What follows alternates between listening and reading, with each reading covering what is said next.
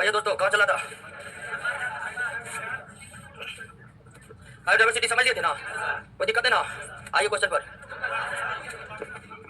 आप कुछ नहीं पढ़ाने वाला, याद करने वाला चीज है। आइए,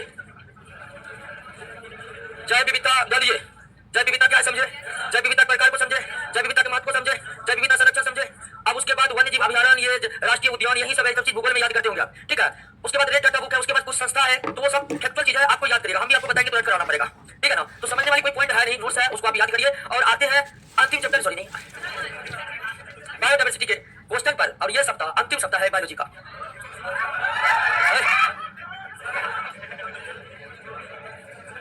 ये जो सिनेमा वाला माहौल बनाते हैं, ठीक है। चलिए, रविवार को तो क्लास था, क्लास रखे थे, इतना सुपर दही खाए, ठीक है। उसके बाद तो मदहोश हो गए, सही बात, ठीक है। चलिए, इस बार सही बताते हैं, कगड़िया का दही था और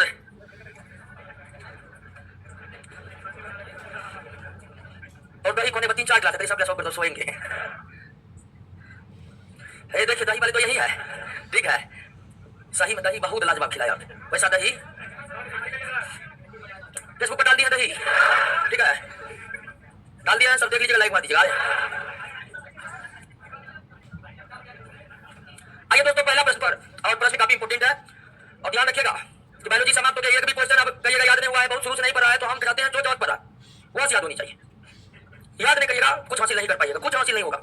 सारा दारोमदार नौकरी करना है तो वो है प्रश्नों को याद करने से। और आपके पास जो प्रश्नों का कलेक्शन है वो प्रश्नों की डिक्शनरी है, उससे बाद प्रश्न आ ही नहीं सकते हैं। बाय चांस अपवाद हर जगह है, आ भी गया तो पूरा प्लान उसको बना नहीं सकता, यकीन मानिए। तो सारा दारोमदार क्वेश्चन को याद करने से, और याद आपको तब होगा जब आप पढ़ने के अलावा कोई और काम नहीं करते। बहुत है एकदम रहता है यहाँ पर राजनीति करता होगा, बहुत ऐसा स्टूडेंट है यहाँ पर फोन कर रहा है, वहाँ पर क्या मुझे बीमार हो गया, हमारे अब यहाँ से मार का पैसा कौन पड़ रहा है, ये सब चीज बिल्कुल नहीं बचता है, बिल्कुल नहीं। नौकरी होगा उसके बाद डायरेक्ट देंगे, सब मार को एक दिन रुपया आ जाएगी, ठीक है, ठीक है ना। तो बिल्कुल आप पटना में है, सारा दिन फटने पर लगाइए, जरा सा भी दर्द। अब बहुत इलाज करा रहा है, आज किसका कार्ड बीमार है, आज को आदमी बीमार है, इलाजों कराने में बहुत बर्बाद हो गया है, ठीक है। हाँ, तो वो सब इलाज करेगा, इलाज करिए, बगले मोटर ले रहा है और आप सीट पढ़िए, कोई नहीं कम देगा। अभी आप इलाज आपका मान लीजिए कोई आया देखने के लिए, तुरंत कहेगा नहीं आया देखने के लिए, कुछ नहीं होगा, अनुकूल फोन करेगा नहीं आया देखने के लिए, देखने के लिए, ठीक है। तो हम बार बार करें कि प्रश्नों को याद नहीं करिएगा, कुछ हासिल नहीं करिएगा, और प्रश्न याद आपसे तभी होंगे जब आप पढ़ने के बाद कुछ और नहीं करेंगे। और हमको पता है बहुत को याद नहीं है, कुछ भी याद नहीं है, ऐसा भी स्टूडेंट है। सतर्क हो जाइए, उसके लिए मौका है अभी भी। आइए पहला क्वेश्चन पर, जैव विविधता शब्द का प्रयोग सर्वप्रथम किसके द्वारा किया गया था? तो बायोडाइवर्सिटी वाल्टर जी या डब्ल्यू जी रोजेन, क्लियर है ना।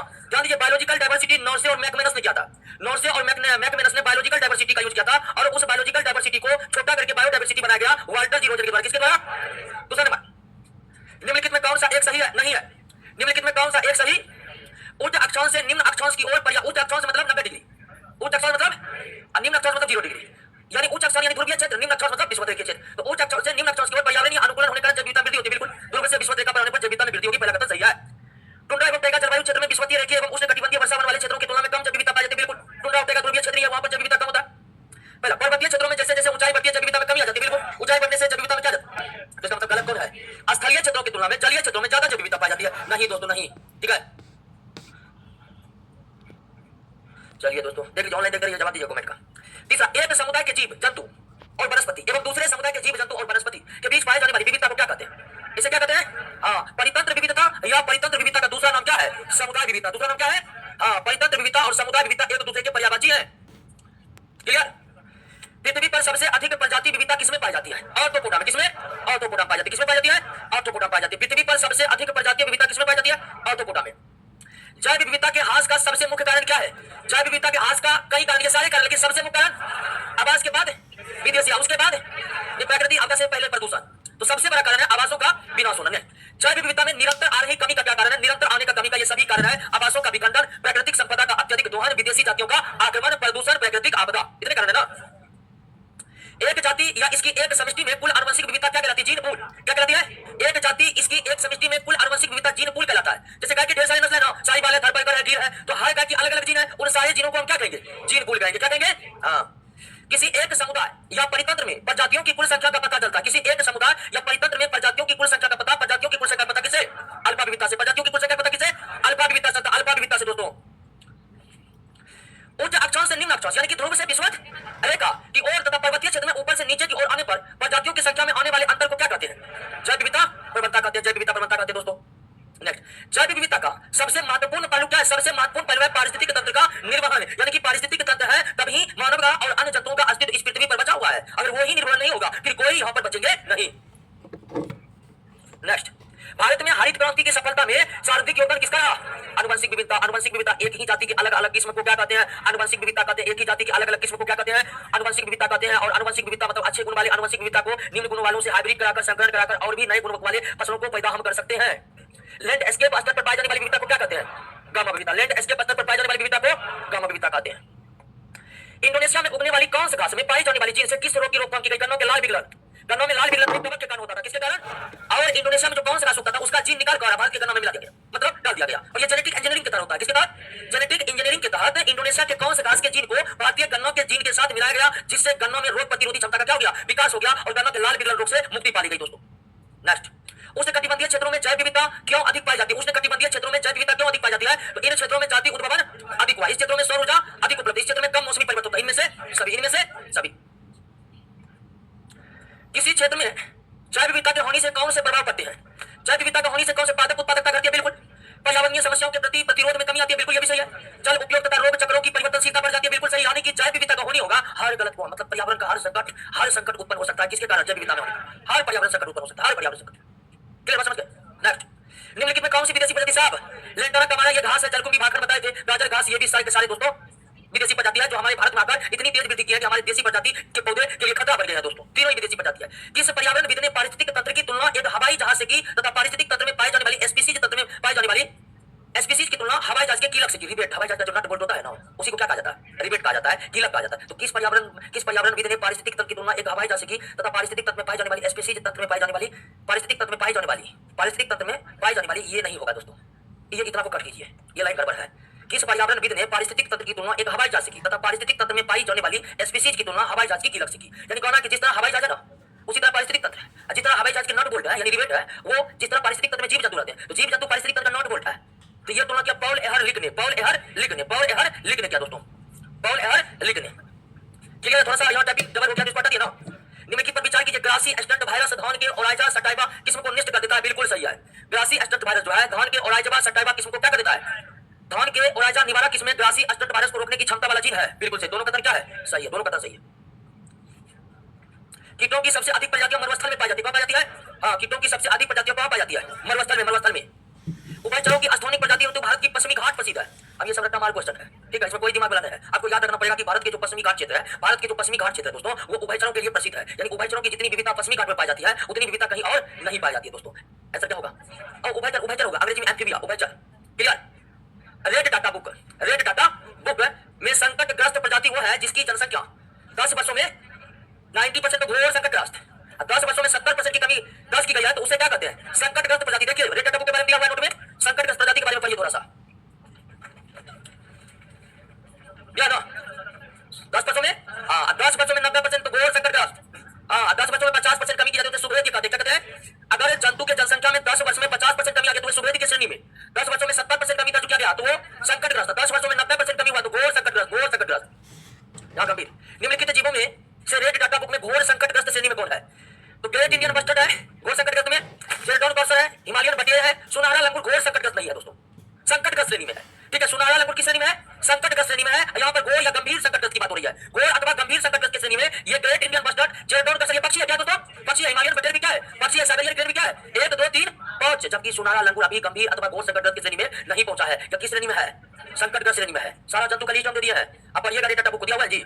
हाँ, अंडमान का सफेद दांत छुछुंदर तथा निकोबार का सफेद पूंछ वाला छुछुंदर रेड टाटा के किस श्रेणी में? घोर संकटग्रस्त। घोर की जगह गंभीर शब्द का इस्तेमाल किया जाता है। किसका इस्तेमाल किया जाता है? गंभीर शब्द का इस्तेमाल किया जाता है।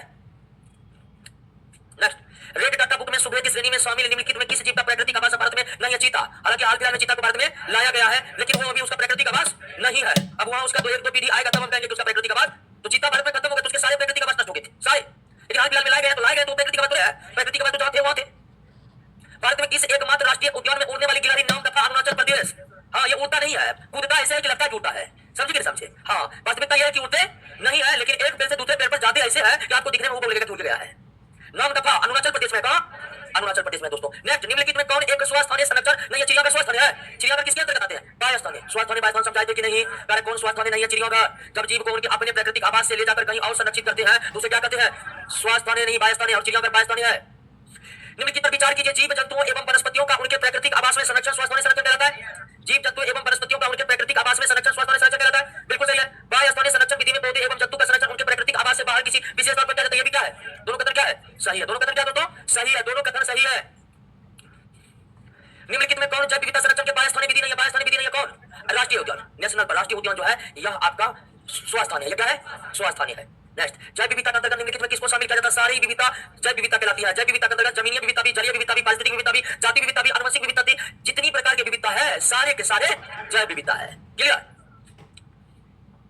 राष्ट्रीय उद्यानों में किसी भी प्रकार के मानव गतिविधि की अनुमति नहीं होती। बिल्कुल नहीं। जो नेशनल पार्क होते हैं उसमें मानव गतिविधि की किसी भी प्रकार की अनुमति नहीं होती। राष्ट्रीय उद्यान को अभयारण्य में तथा एक अभयारण्य को राष्ट्रीय उद्यान में राज्य सरकार परिवर्तित कर सकती नहीं। राज्य सरकार अभयारण्य को राष्ट्रीय उद्यान बना सकते हैं, लेकिन राष्ट्रीय उद्यान को अभयारण्य, वन्यजीव अभयारण्य में मानव गतिविधि होती है, लेकिन राष्ट्रीय उद्यान में कोई मानव गतिविधि। तो राज्य सरकार जो है अभयारण्य को राष्ट्रीय उद्यान बना सकता है, लेकिन राष्ट्रीय उद्यान को अभयारण्य नहीं बना सकता। बायोस्फीयर रिजर्व के बाहरी भाग में मानव के बसने तथा परंपरागत कार्यों करने की अनुमति होती है। बिल्कुल ये भी होती है। जो बायोस्फीयर रिजर्व होते हैं वहां उसके बाहरी भाग में मानव की बसने की अनुमति होती है, लेकिन वही मानव बस सकते जो वहां के लोकल है। बाहरी कोई वहां जाकर जमीन खरीद कर बस नहीं सकते। जैसे गिर जो है एक वन्यजीव अभयारण्य है, लेकिन वहां के जो लोकल लोग हैं वहां पर उसको केवल वहां बसने का अधिकार है, लेकिन बाहर से बिहार में जाकर उनकी जमीन खरीदेंगे ये संभव नहीं है। एक और तीन क्या है? दो क्या है? गलत है। वन्यजीव अभयारण्य को राष्ट्रीय उद्यान बनाए जा सकते हैं, लेकिन राष्ट्रीय उद्यान को वन्यजीव अभयारण्य नहीं बनाए जा सकते हैं। भूमंडल का सबसे बड़ा जैव विविधता वाला क्षेत्र कौन है? कौन है? पश्चिमी हिमालय दोस्तों। नहीं सॉरी, अमेजन का नहीं, अमेजन का। भारत का भूमंडल, भूमंडल मतलब पृथ्वी, पृथ्वी का सबसे बड़ा जैव विविधता वाला क्षेत्र अमेजन का वर्षावन। अमेजन का वर्षावन ये सबसे बड़ा जैव विविधता वाला क्षेत्र है। भारत में बाघों को संरक्षित करने के लिए प्रोजेक्ट टाइगर कार्यक्रम की शुरुआत कब की गई? 1973 में। प्रोजेक्ट टाइगर कार्यक्रम की शुरुआत 1973 में किया गया। प्रोजेक्ट टाइगर की शुरुआत 1973 में किया गया। भारत में गैंडों की मुख्य संरक्षण कौन है? काजीरंगा का है, लेकिन मानस असम, जल्दापारा पश्चिम बंगाल, यहाँ पर भी एक सिंगल एजेंडा है।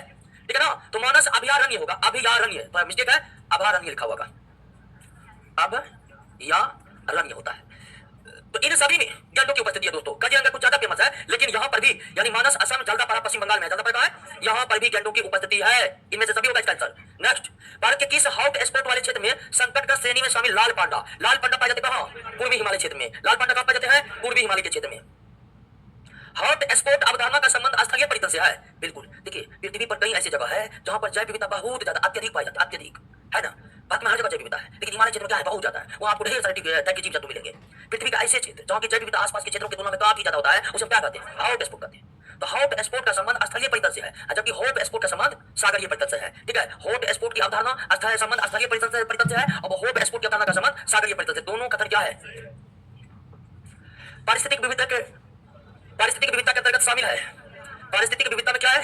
शामिल है तीनों शामिल, अल्फा बीटा गामा तीनों शामिल है दोस्तों। कोई दिक्कत? नेक्स्ट, रेड डाटा बुक किसे शामिल किया जाता है? सबको। रेड डाटा बुक में भिन्न जंतुओं के 9 श्रेणी बनाए गए। कितने श्रेणी? 9 श्रेणी बनाए गए। 9 श्रेणी में आपको विलुप्त वाला भी है, दुर्लभ भी है, आपत्तिग्रस्त भी है, संकटग्रस्त भी है, घोर संकटग्रस्त भी है, सुवेद भी है।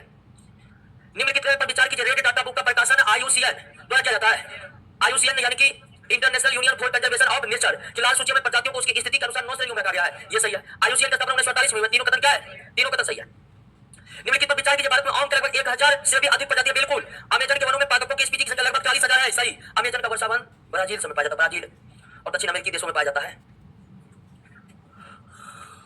कौन सी प्रजाति विलुप्त है? डोडो पक्षी मॉरिशस में पाया जाता है। एस्टिलर सिका रूस में पाया जाता है, रूस में पाया जाता था, विलुप्त हो गया। थाईलैंड भी म्यांमार सब देशों में पाया जाता है। ठीक है? ये सारे जिसमें डोडो पक्षी है ये सारे अब जो है खत्म हो चुके हैं, यह पृथ्वी पर नहीं पाए जाते हैं। नेक्स्ट, ध्रुवों से विषुवत रेखा की ओर जैव विविधता में आते आते क्या होगी? वृद्धि होगी। ध्रुवों से विषुवत रेखा की ओर जैव विविधता में क्या होगी? वृद्धि होगी। नेक्स्ट, निम्नलिखित कथनों पर विचार कीजिए। विश्व में हॉट स्पॉट की संख्या 35 नहीं 36 है। कितना है? 36 टोटल हॉट स्पॉट की संख्या कितना? विश्व के 8 हॉट स्पॉट क्षेत्र को अत्यधिक हॉट स्पॉट के श्रेणी में रखा गया। बिल्कुल। यानी कथन तो क्या है? हालांकि जब एग्जाम में पूछा था, ये पूछा था, दोनों सही था, लेकिन हाल फिलहाल में 35 से बढ़कर हॉट स्पॉट की संख्या कितनी होगी? 36 होगी। इसलिए वर्तमान समय में ये कथन क्या हो गया है? गलत हो गया। अब हॉट स्पॉट समझे कि ना? जहां जैव विविधता आसपास के क्षेत्रों की तुलना में बहुत ज्यादा हो। वन्यजीव अपराध नियंत्रण ब्यूरो नई दिल्ली में स्थित है। कौन दोस्तों? नई दिल्ली में। वन्यजीव अपराध नियंत्रण ब्यूरो का मुख्यालय कहां है? नई दिल्ली में है। प्रथम पृथ्वी से ब्राजील के रियो डी जेनेरियो में 1972 में हुआ था। ब्राजील के रियो डी जेनेरियो में 1972 में हुआ था। जैव विविधता से संबंधित कार्टाजोना प्रोटोकॉल समझौता 29 जनवरी 2000 को लागू हुआ। अति बना था, लेकिन 11 सितंबर 2003 को लागू हुआ था 11 सितंबर 2003 को। अब बना था 29 जनवरी 2000 को।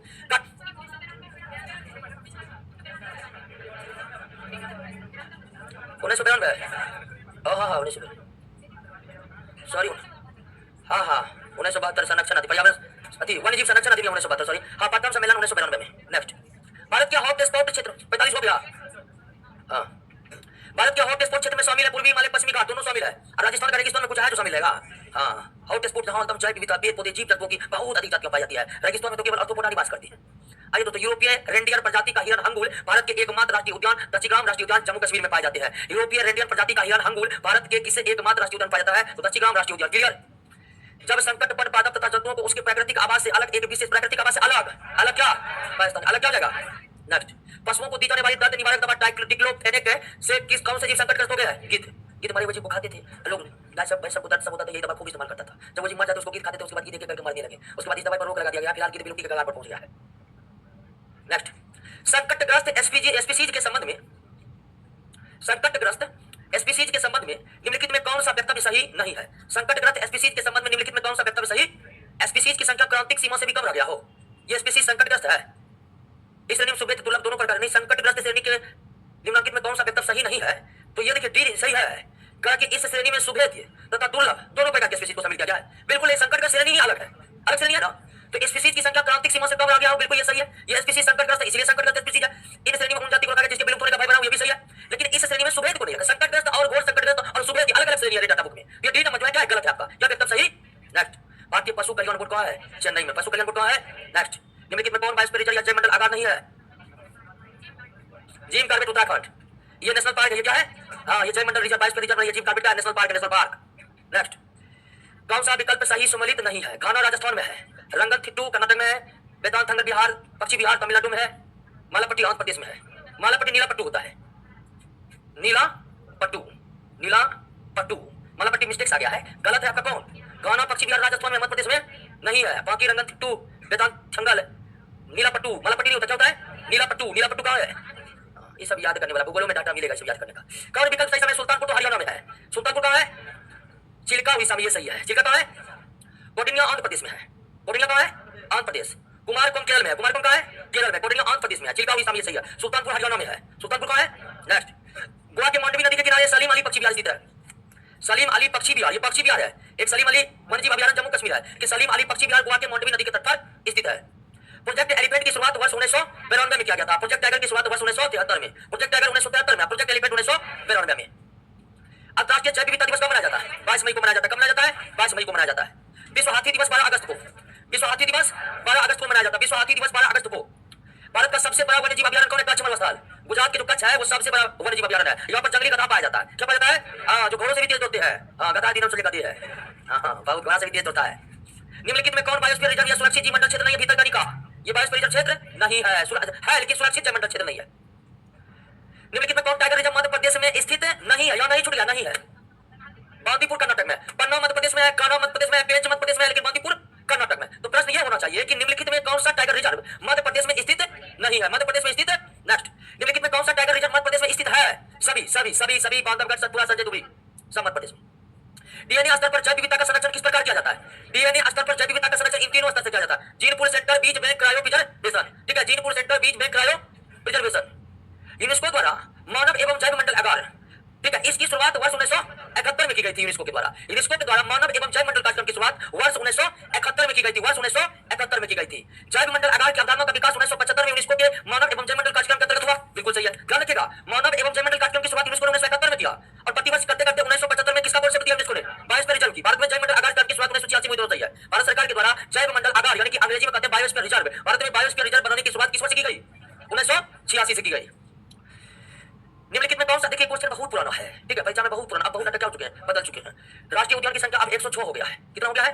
106। वन्यजीव अभयारण्य की संख्या 567 हो चुका है। टाइगर रिजर्व 50 हो चुका है, 50 से अधिक अधिक। और बायोस्फीयर रिजर्व की संख्या वर्तमान में कितना है? 18। तो भारत में राष्ट्रीय उद्यान कितना है? 106। वन्यजीव अभयारण्य कितना है? 567। बायोस्फीयर रिजर्व कितना है? 18। टाइगर रिजर्व 50 है, 50 से अधिक ही कर देते, लेकिन 50 का ही डाटा है सरकारी वेबसाइट पर ही। तो टाइगर रिजर्व को आप 50 मान सकते हैं। तो उन्होंने कौन सा विकल्प सम्मिलित है कर दीजिए, क्या कर दीजिए? है। और ऐसी स्थिति में आपका आंसर क्या हो जाएगा? सी हो जाएगा। ओलिव रिडले कछुए के घोंसला बनाने के लिए कौन सा राष्ट्रीय उद्यान अभयारण्य प्रसिद्ध है? तो गहीर माथा समुद्री वन्यजीव अभयारण्य, जो कि उड़ीसा के तट पर स्थित है। गहीर माथा समुद्री वन्यजीव अभयारण्य जो उड़ीसा के तट पर स्थित है। पारिस्थितिक संवेदनशील जोन घोषित करने का प्रावधान पर्यावरण संरक्षण अधिनियम 1986 में किया गया था। पारिस्थितिक संवेदनशील जोन जिसको घोषित किए जाते हैं उसके 10 किलोमीटर के दायरे में, चारों तरफ के दायरे में 10 किलोमीटर आगे, उत्तर, दक्षिण, पूर्व, पश्चिम 10 किलोमीटर में हर तरह की कोई भी गतिविधि पर क्या कर दी जाती है, रोक लगाए। मानवीय गतिविधि, मानव संबंधित गतिविधि या कोई बाहरी चीज की गतिविधि 10 किलोमीटर चारों तरफ के दायरे में नहीं हो सकता है। केंद्रीय मगरमच्छ एवं प्रबंधन प्रशिक्षण संस्थान स्थित है। केंद्रीय मगरमच्छ एवं प्रबंधन प्रशिक्षण संस्थान कौन स्थित है? मगरमच्छ हैदराबाद में है। कौन है? कस्तूरी मृग के लिए भारत का प्रसिद्ध अभयारण्य कौन है? कस्तूरी मृग के लिए शिकारी देवी हिमाचल प्रदेश, बद्रीनाथ दोनों ही प्रसिद्ध है। कस्तूरी मृग जिसके नाभि में कस्तूरी रहती है। लवण युक्त पानी में रहने वाले मगरमच्छों की शारीरिक संख्या कहाँ है? भितरकनिका, उड़ीसा। नेक्स्ट, निम्न में कौन सा एक पौधे की जाति विलुप्त प्राय की सूची में है? तो विलुप्त प्राय की सूची में ये डोलोनिक्स कौन है? डोलोनिक्स। नेक्स्ट, लुप्त प्राय जातियों के पादप जीन का संग्रह निम्न में से कहाँ किया जाता है? जीन बैंक में। जीन का संग्रह जहाँ होता है उसे क्या कहते हैं? और भारत में 4 प्रकार के जीन बैंक है। ठीक है, आइए 74 नंबर पढ़िए। अनवरत जैविक प्रदूषक पर स्टॉकहोम सम्मेलन एक वैश्विक संधि है जिसमें मानव स्वास्थ्य एवं पर्यावरण को रसायन से बचाना है। बिल्कुल सही है। यह संधि 2004 में अस्तित्व में आई तथा भारत में यह संधि 2006 से लागू हुआ। यह भी क्या है आपका? सही है। भारत में स्टॉकहोम सम्मेलन की संधि के क्रियान्वयन के लिए NIP the national implementation plan का गठन क्या है? सही है। तीनों कथन क्या है? सही है। तीनों कथन सही है। अनवरत जैविक प्रदूषक यानी कि मानव के द्वारा फैलाया गया प्रदूषण को क्या कहेंगे? जैविक प्रदूषक कहेंगे।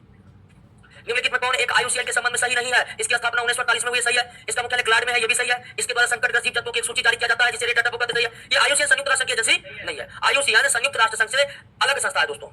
नेक्स्ट, डाउन टू अर्थ पत्रिका का प्रकाशन centre for science and environment जो नई दिल्ली में स्थित है वही करती है। निम्नलिखित में कौन सा विकल्प सही सम्मिलित नहीं है? पर्यावरण शिक्षा केंद्र अहमदाबाद में है, CPR पर्यावरण शिक्षा केंद्र चेन्नई में, भारतीय परिस्थिति सर्वेक्षण कोलकाता में, सही है। भारतीय प्राणी सर्वेक्षण भी कोलकाता में है। भारतीय प्राणी सर्वेक्षण भी अलीनगर कोलकाता में स्थित है। अलीनगर कोलकाता में स्थित है। ठीक है,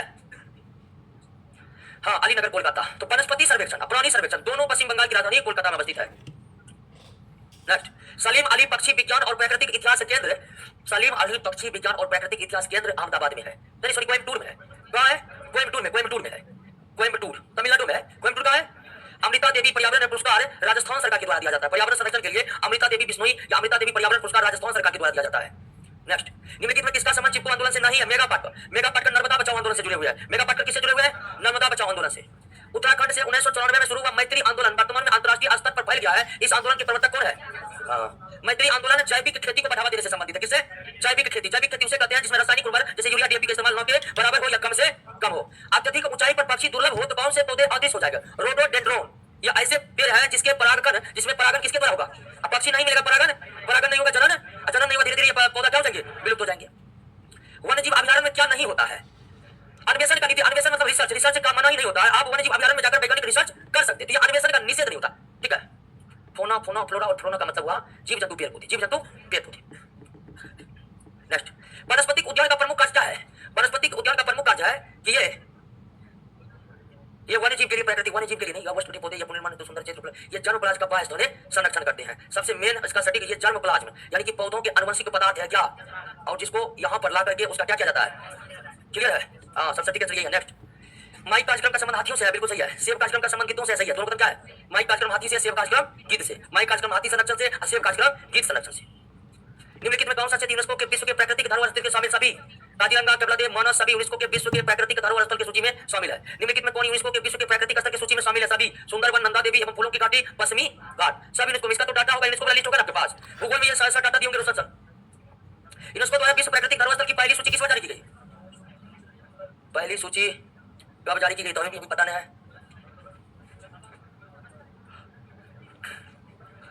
इसको छोड़ते हैं, इसको पता करना भी तुमको याद नहीं आ रहा। पहली सूची 72 है कि 75 है? 72 है। क्लियर है? चलिए, इसका आपने खोजना है। आगे बढ़ जाते हैं। यदि आप घड़ियाल को उसको प्राकृतिक आवास में देखना है तो जाइए कहाँ? चंबल की नदी। चंबल का डाकू सब परिचित था, आदमी को मार के मगरमच्छ को खिला देता था। नेक्स्ट, निम्नलिखित में कौन सी जैव विविधता के संरक्षण के लिए महत्वपूर्ण रणनीति है? सबसे महत्वपूर्ण रणनीति जैव विविधता के संरक्षण के लिए क्या है? जयमंडल आगार या जयमंडल रिजर्व। सार्वत्रिक जैव विविधता कौन पाई जाती है? सौंत घाटी में। सौंत घाटी केरल में है। इतना घना जंगल है कि पक्षी की चहचहाट भी बाहर नहीं निकल पाता, इसलिए इसका नाम क्या पड़ गया है? सौंत घाटी। समझे कि नहीं समझे?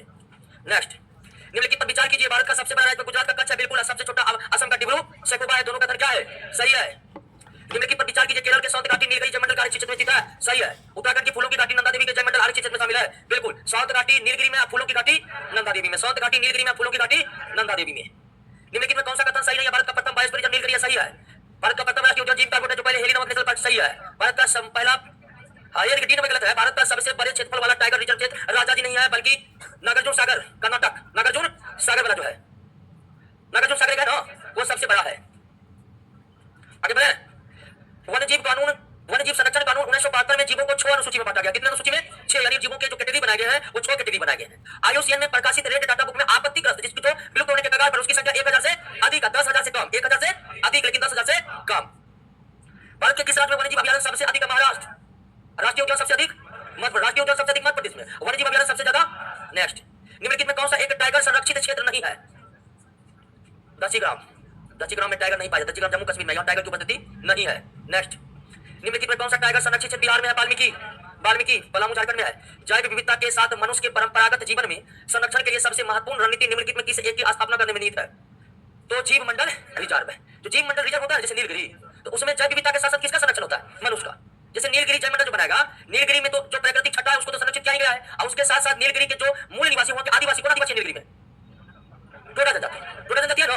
साथ साथ यानी कि नीलगिरी के प्राकृतिक छटा के साथ साथ वहां के आदिवासियों को भी संरक्षित करने का प्रयास किया गया है, किया जाता है। किसको बनाकर? हाँ, तो जीव मंडल रिजर्व बनाने का है कि हम पेड़ पौधों जीव जंतु को तो संरक्षित कर ही रहे हैं, और उस विशेष क्षेत्र के जो आदिवासी लोग हैं उसके भी परंपरागत ज्ञान एवं उनके परंपरागत खाने पीने की विधि को भी संरक्षित किया जाता है। जो आदिवासी होते हैं ना उसके पास बहुत सारी परंपरागत ज्ञान होते हैं, ठीक है ना। आदिवासी सब ऐसा ऐसा इलाज करेगा पेड़ के पत्तों से जो बहुत एलोपैथिक दवाई नहीं कर पाता है।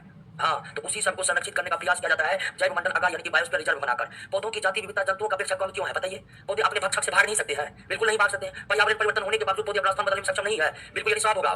पौधे मानव निर्मित बाधाओं से अपने आप को बचा नहीं सकते हैं। रेड डाटा बुक में सारे पेज का यूज किया जाता है। हाँ, जो संकटग्रस्त घोर संकटग्रस्त उसके लिए लाल पेज, फिर गुलाबी पेज, फिर तीनों ही पेज का यूज होता है डाटा बुक में। IUCN के साथ किसी भी प्रजाति को विलुप्त तक माना जाता है जब वो अपने प्राकृतिक आवास में 50 वर्षों से दिखाई नहीं दिया हो। नेक्स्ट, पूनम अवलोकन से एशियाई शेर की गिनती की जाती है। पूनम, लेकिन शेरों की जो जनगणना की जाती है वो चांदनी रात यानी पूर्णिमा की रात में की जाती है, कैमरा लगा करके। हाँ, निम्नलिखित में किस राज्य में बाघों की जनसंख्या सर्वाधिक है? मध्य प्रदेश, मध्य प्रदेश। मोन्ट्रेक्स रिकॉर्ड का संबंध आर्द्र भूमि से है। किस भूमि से? आर्द्र भूमि यानी कि थोड़ी सी जलमग्न भूमि। क्लियर हो गया? अब ध्यान दीजिए, अंतिम चैप्टर जो प्रदूषण है वो भी हम पढ़ाते रही है, उसको आप पढ़ के आइएगा, कल पूरा प्रदूषण पढ़ लीजिएगा और क्वेश्चन करवाएंगे उसका, ठीक है? क्लियर ना? और उसके बाद सब वाला मार्केट में तबाही मचा दीजिए कि केमिस्ट्री चालू हो रहा है, ठीक है ना? चल ठीक है, केमिस्ट्री में कोई दिक्कत? केमिस्ट्री चालू करेंगे दोस्तों। जिनको भी फिजिक्स पढ़ना है 250 रुपया ऑनलाइन बैच है, सुबह चालू हुआ है, मात्र 250 पसेरी आलू के बाद फिजिक्स, ठीक है ना? तो दोस्तों प्रदूषण चैप्टर बहुत इंपॉर्टेंट है, आप उसको पढ़िएगा। उसमें सिर्फ डाटा याद करना है, कुछ समझने वाली बात है नहीं, और जो भी समझने वाली तथ्य है वो प्रश्नों के माध्यम से हम क्लियर कर देंगे। तो अगला क्लास में आपकी बायोलॉजी समाप्त हो जाएगी। मिलिए दोस्तों अगले क्लास में। जेपी भाई को क्या हुआ है? कुछ कीजिए, क्या हुआ जेपी भाई?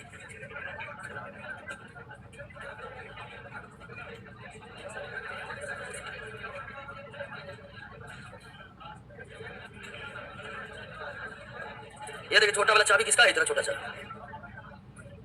हाँ, सुबह में भी केमिस्ट्री स्टार्ट हुआ है और शाम में भी केमिस्ट्री स्टार्ट होगा। अरविंद कुमार पाल, एक के पूनम रावत, कुमकुम कुमारी, सुरभि कुमारी,